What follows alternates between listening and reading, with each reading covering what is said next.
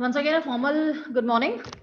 So in yesterday's class, what we had discussed that we were just talking about how you people must have observed your night sky, right? So मैं आपके साथ शायद ये discuss कर रही थी कि I mean when we people were very small, so what we used to do, we used to just I mean sleep on the terraces. तो हम लोग बड़े आराम से night sky को बहुत अच्छे से observe कर लेते थे और इतने सारे patterns बना लेते थे.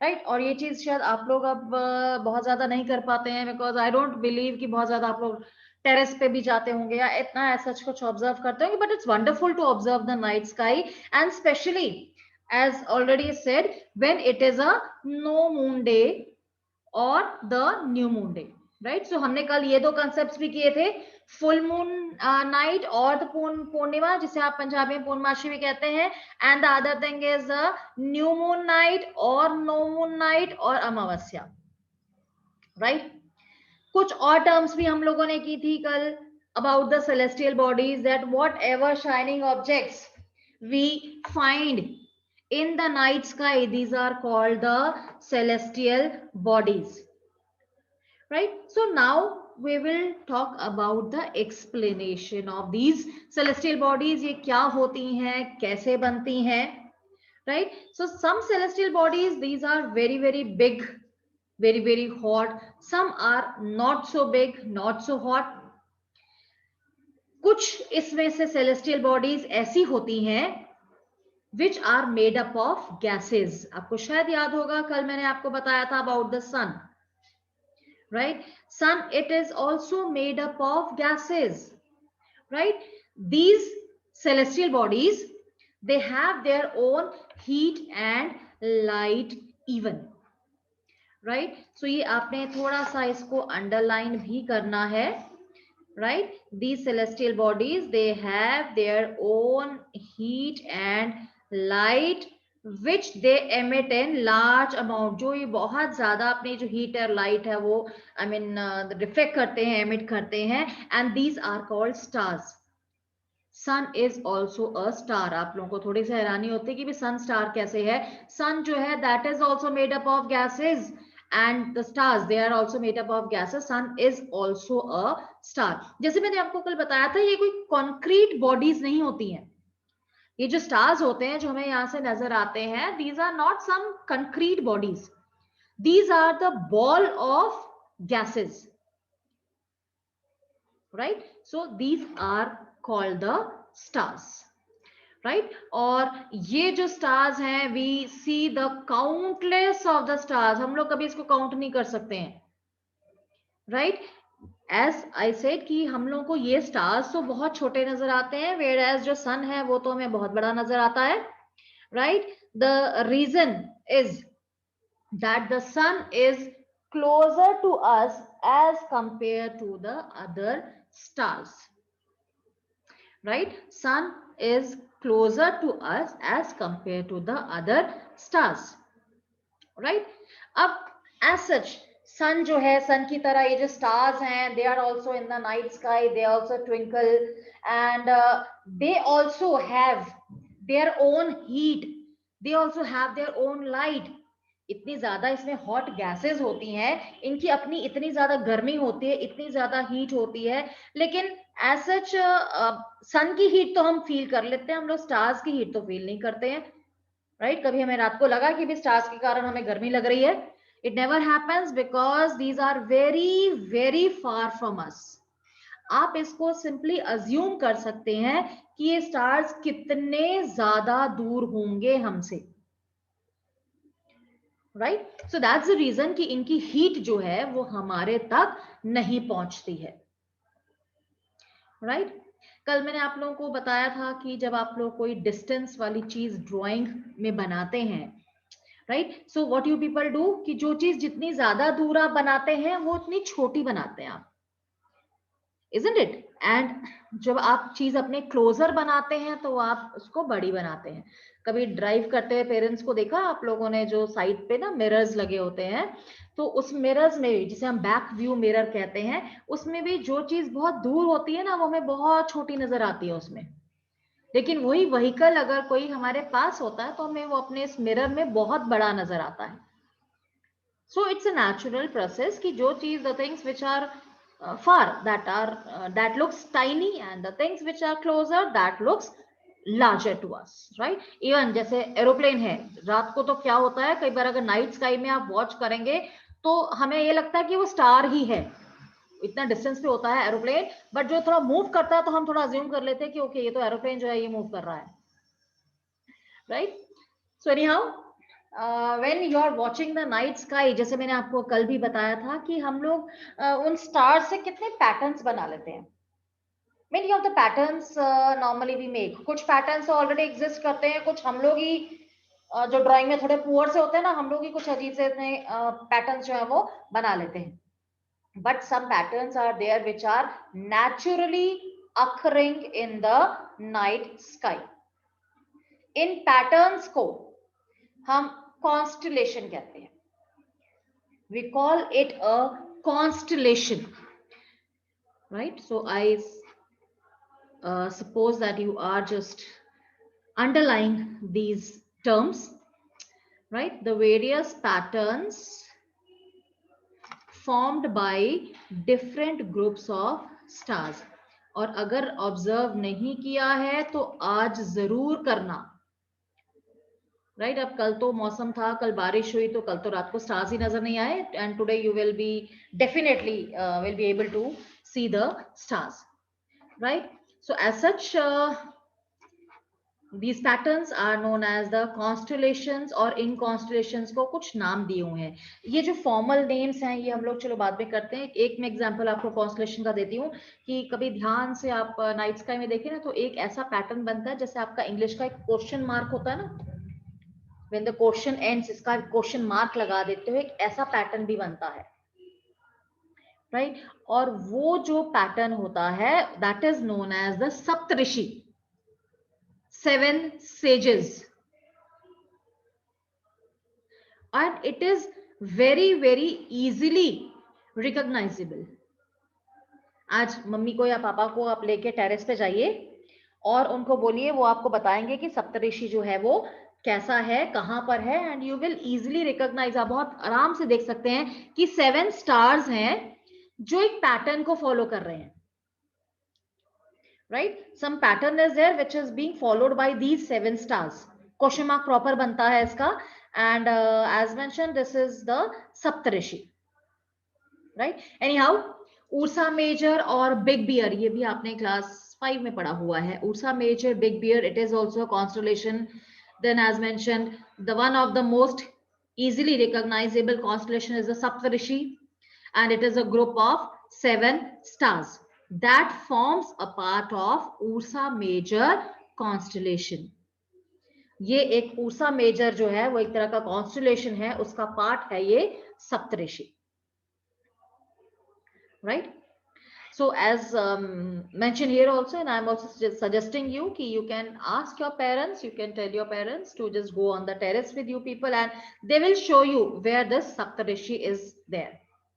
राइट? कहां पर नाइट स्काई में आपको नजर आता है, आपके पेरेंट्स आपको बहुत इजीली बता देंगे. और tomorrow I am going to ask you, fine, tomorrow I will be asking you people whether you have observed this group of stars और नॉट, क्योंकि यही एक ऐसा ग्रुप है जो हमें बड़े इजीली हमारी आई से ऑब्जर्व हो जाता है.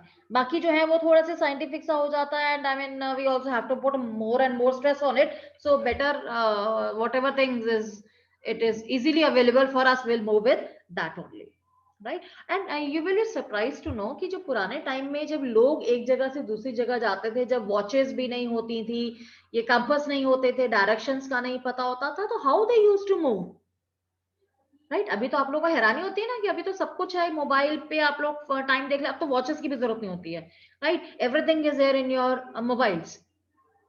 तो पहले इसके अलावा आजकल कभी आप नई जगह पे जाते हैं, आप क्या करते हैं, आप अपना जीपीएस ऑन कर लेते हैं, राइट? आपके फोन पे जो स्मार्टफोन्स हैं, that is having one facility, that is the GPS. You can track an area, you can find an area. ये जैसे आप उसमें फीड करना होता है आपने कि हमने यहाँ जाना है, वो सारा का सारा रूट है आपको गूगल बता देता है. पहले क्या होता था, जब एज सच कोई भी फैसिलिटी नहीं होती थी। I am not talking about कि आज से 10 साल पहले या 20 साल पहले, से 200 ईयर्स और 500 ईयर्स, और you can say more than that, क्योंकि कंपास उस समय तक इन्वेंट हो चुका था। से 1000 ईयर्स 2000 ईयर्स पहले लोग जो थे वो कैसे मूव करते थे? डे टाइम में they use to follow the sun, and at the night time they just used to follow the stars, right? See, आप लोगों को जब मैप्स आप लोग करते हैं ना छोटी क्लासेस में, तो हम लोग एक चीज आप लोगों को बताते हैं कि सिर्फ नॉर्थ डायरेक्शन पता होनी चाहिए।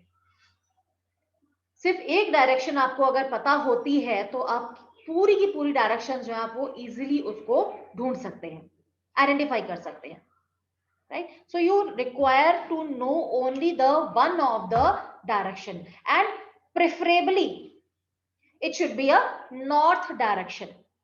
उससे आपको ईस्ट वेस्ट साउथ सारी डायरेक्शंस जो है वो आपको पता लग जाती हैं। सो एज मेंशन कि पुराने टाइम पे क्या होता था कि the people used to follow the movement of the sun, कि भाई सन राइज हो रहा है तो ईस्ट से राइज हो रहा है, और उसको फॉलो करते थे, and then they used to come to know about the directions. And what about the night? रात के टाइम पे वो एक पर्टिकुलर स्टार को फॉलो करते थे।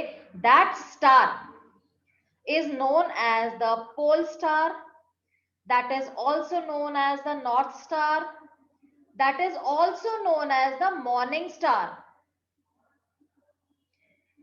ये आप बहुत इजीली इसको भी देख सकते हैं नाइट स्काई में। ये एक ऐसा स्टार होता है which shines a lot comparative to other stars। this star shines more than the other stars। आप रात को बहुत इजीली आप इसको ढूंढ सकते हैं कि कौन सा पोल स्टार है। प्लस इसका एक और फीचर क्या होता है कि मॉर्निंग में भी, जब मॉर्निंग अर्ली मॉर्निंग होती है तो जब बाकी स्टार्स जो है वो छुपने शुरू हो जाते हैं, ये एक स्टार है, ये ज्यादा देर तक ट्विंकल करता है।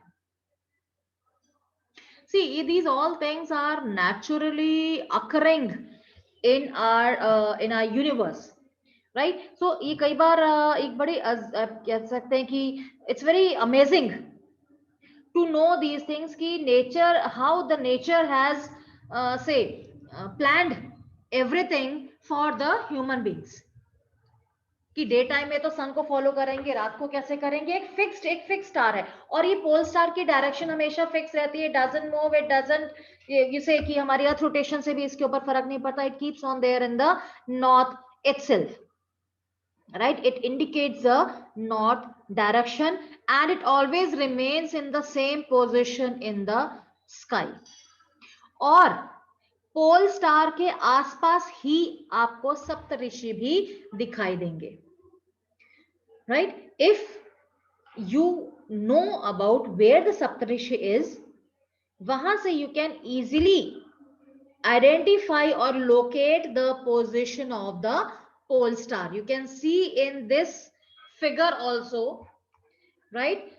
ये जो figure है यहाँ पर I mean the Saptarishi and the North Star or the pole star has been mentioned here, so you can easily identify। और ये आपने आज रात को नॉर्थ स्टार भी लोकेट करना है। I'll be asking you people tomorrow about how you people or who has located this pole star। So आपने आज दो काम करने हैं, एक आपने सप्तऋषि ढूंढना है नाइट स्काई में, and the second one is the pole star, right? And you will be surprised, believe me, when you will be doing this activity there in the night sky, आप खुद ही और ज्यादा पैटर्न्स बनाना शुरू कर दोगे। It will be so exciting for you people कि सिर्फ एक ही पैटर्न नहीं, you yourself will start making more of the patterns there, right? Anyhow, the imaginary lines which is drawn joining the pointer stars and extended further, it will point to the pole star। Anyhow, will not talk about this। हम इतना जानेंगे कि सप्तऋषि के बहुत ही पास में आप बहुत easily pole star को लोकेट कर सकते हैं, right? So till now what we have done, that the celestial bodies which have their own heat and light, right? हमने उसके बारे में पढ़ा। कुछ सेलेस्टियल बॉडीज ऐसी भी होंगी, those do not have their own heat and light. You must have observe the moon. हैरानी होती है ना सुन के कि मून जो है it does not have its own heat and light. चमकता सबसे ज्यादा मून. मून जो है it reflects the heat and light of sun. Moon की अपनी कोई लाइट नहीं होती है, ये सन की लाइट से ही इतना ज्यादा ग्लो करता है.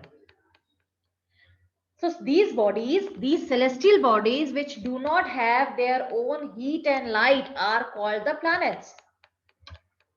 Those celestial bodies which do not have their own heat and light, these are called planets. Right? अब ये planet word कहाँ से आया? It has come from the word planet.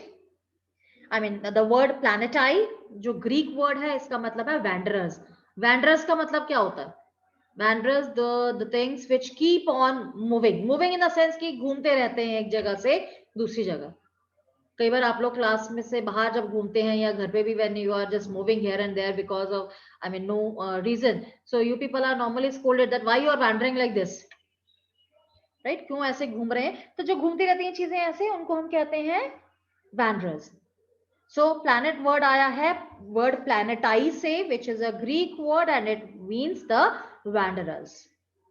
Right? So needless to say that the earth on which we are living is a planet. इसके बारे में आप बहुत अच्छे से डिटेल से क्लास 3 क्लास 4 से पढ़ते आए हैं that the earth on which we live, it is a very very special, very very unique planet.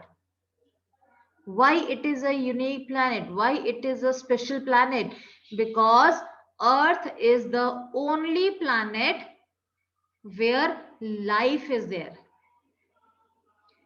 आप जितने भी अपने स्टोरीज पढ़ते हैं, आप मूवीज देखते हैं कि किसी और प्लैनेट से भी एलियंस यहाँ पर आते हैं and so on and whatever, we don't have the proper evidences for those things. Right? So what we know is that the earth is the only planet where the life is there, where the life is possible. और ऐसा कोई भी planet नहीं है solar system का जहां पर life possible हो. राइट? सो अर्थ के जो फीचर्स हैं वो हम लोग बाद में डिटेल में करेंगे. Right? The thing to know is that earth get all its heat and light from the sun. Right? Earth जो है प्लैनेट है, सो प्लैनेट है, इट मीन्स उसकी खुद की कोई हीट एंड लाइट नहीं है. हमें हीट और लाइट कहां से मिलती है? सन से. और सन से ही क्यों मिलती है? बाकी भी तो कितने सारे स्टार्स हैं, क्यों हमें उसी स्टार से मिलेगी which is the nearest to us. जो स्टार हमारे सबसे पास है हमें वहीं से तो हीट और लाइट मिलेगी ना. तो सन जो है हमारा सबसे नियरेस्ट स्टार है.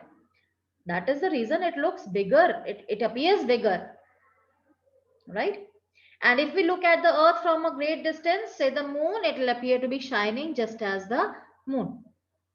Right? अगर हम इसे और ज्यादा डिस्टेंस से देखेंगे, अगर हमसे ये सन और दूर हो जाएगा तो हमें ये बाकी स्टार्स की तरह ट्विंकल करता हुआ, शाइन करता हुआ नजर आएगा. Right? So about rest of the celestial bodies we will discuss in tomorrow's class.